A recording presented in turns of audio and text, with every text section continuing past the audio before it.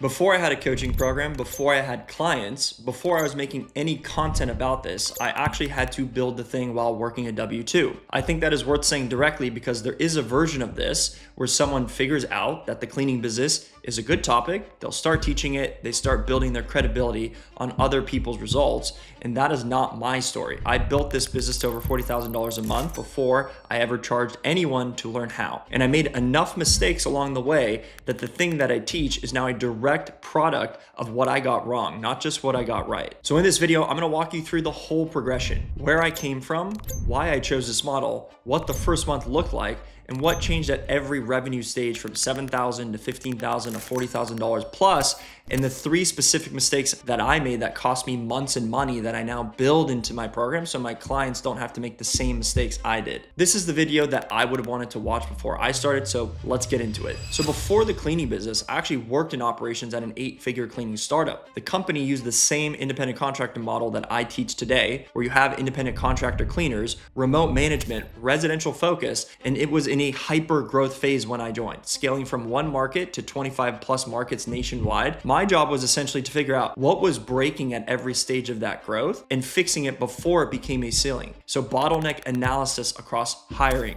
marketing, customer service, onboarding, understanding what resources and systems were actually required to support the next stage of growth before you arrive to it, not after you're already stuck. That role actually taught me how operations work inside scaling a service business. It's the foundation of everything that I teach now. The company eventually had difficulties due to founder internal issues that were out of my control. So when that happened, I did not immediately go start my own cleaning business. I actually transitioned into private equity commercial real estate, where I spent the next 5 years underwriting deals, learning financial analysis, learning how to run a completely different type of business and how assets are actually valued. That combination, cleaning startup operations and private equity, is the background that I brought into building this. And I think it explains why the way I approach this model is different from most of the content that you see in the space. I'm not thinking about this as a hustle or a side income generator. I'm thinking about it as a way an investor thinks about an asset. What are the margins? What is the recurring revenue base? What is the operational structure? What does it look like as a sellable business down the road 5-10 years from now? And after leaving private equity commercial real estate, I actually tried a number of online business models before coming back to cleaning, things that are popular in the online space that I don't need to name specifically because the outcomes were all the same, which is they did not work for me. What I eventually came back to was what I already knew. I had spent years inside the 8-figure version of this exact model. I already understood operations, I understood the unit economics, I understood the constraints at every stage of growth. The question was whether the technological landscape had changed enough to make it viable for someone to run remotely without the infrastructure that the startup I worked at had built from scratch. And it had. The difference between running this in 2015 and running it today is primarily software. So this next stage is one that I think most people will actually misunderstand. Month 2 to month 4 is not about finding some new lever that unlocks scale. It's truly about getting comfortable enough with the fundamentals you develop that you can execute faster and with more consistency. So the process should feel more repeatable, the results start to compound, and the main job is not to overthink it all, right? So month 3, we were actually at $24,000 a month. By month 4, we were over $30,000 a month. The thing that changed between month 1 and month 4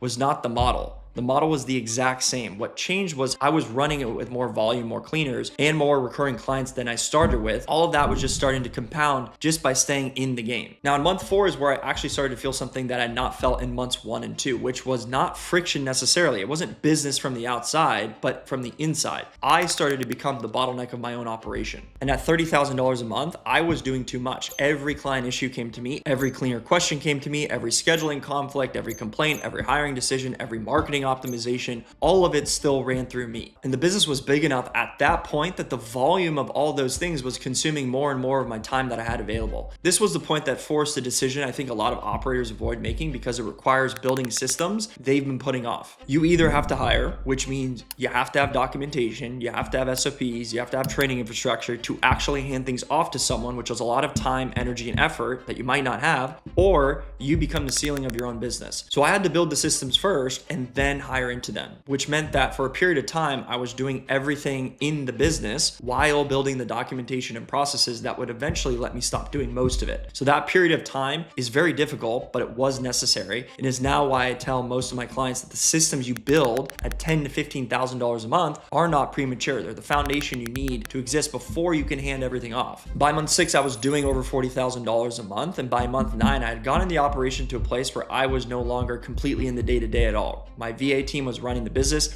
I was controlling at a high level, looking at the data, making decisions about where to focus the company, and not touching any of the operational day-to-day tasks I had been doing myself in months 1 through 4. This was now a business that had over 20 cleaners on the staff. We were doing more than 220 jobs a month, and the business was operating at around 30% net margin. Now, I want to be specific about 3 mistakes that I made because I think they are more useful than the success story on its own, because every one of them is now something that I specifically and intentionally build into the program that I make sure my clients do not repeat. The first mistake is not having a real hiring process from the beginning. In the early months, I was hiring reactively, right? A cleaner would leave or stop showing up. I would literally go in full panic mode and have to find a replacement. There was no pipeline. There was no consistent interview process. There was no documented criteria of what I was actually looking for. The result was that I onboarded people who shouldn't even have been on the team to begin with because I just needed a cleaner. I wasn't properly vetting, and some of them would just show up to the jobs and do a terrible job. What I learned from that is the principle that I now treat as the most important operational truth in this business. You are always hiring.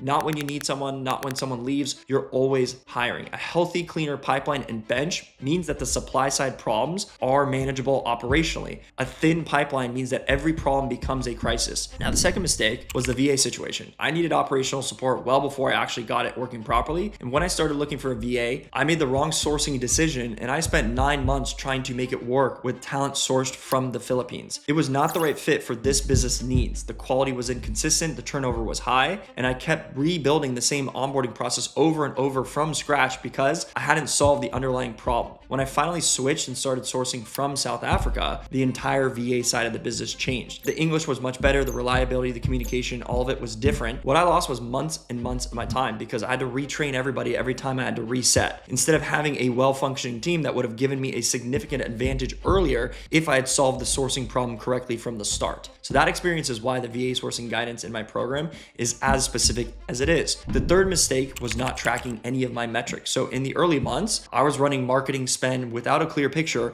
of what was actually going on. I did not have a real system for tracking cost per lead, close rate by channel, customer acquisition costs, gross margins by channel. What that meant was when something was working, I did not necessarily know why. And when something was not working, I didn't also know what was going on. So I could, in theory, stop something that was working because I had no data or visibility. So building a real metrics tracking system into the business earlier would have allowed me to scale more aggressively on the channels that were producing and cut the ones that weren't, which would have produced a significantly faster result than I actually did. That is why the unit economic and marketing metrics section of my program exists, because it's the gap in this space that most cleaning business operators have no idea they have until their growth stalls or they can't figure out why, and they're forced to learn to actually start tracking. And it was at this point the business was actually running without me and generating consistent revenue at scale. I still technically had a job in the sense that I was the owner, but I was no longer in the day-to-day activity. The team was now executing everything. I started teaching it because I had built something that I genuinely believed that most people in corporate America could build, and I made enough mistakes along the way that I feel like I could give someone a version of this process that was faster and less expensive than the one that I went through that honestly cost me a lot more time and money. The 3 mistakes I just described cost me collectively probably over a year of slower growth than I would have had otherwise. If I could help someone avoid those same mistakes and get to their goals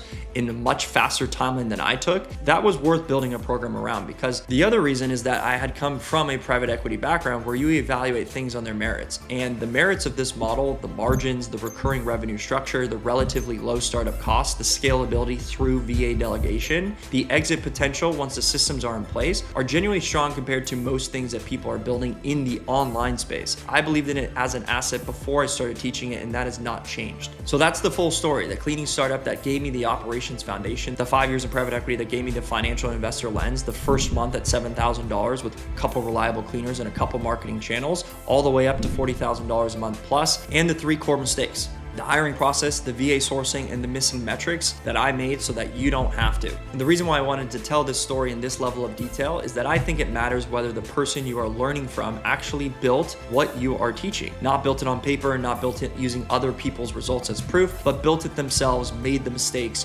fixed them, documented the version that works for you, and I did that. The program I run is a direct product of that experience, and the clients who get the best results are honestly the ones who trust the system enough to run it without reinventing it before they have the data to justify any changes. So if you want to see the full system, I do have a free course in the description that covers everything to market selection to your first $10,000 a month. If you have questions about any part of what I covered today, drop them in the comments. I read them and I will pull the best ones for future videos, and I'll see you on the next one.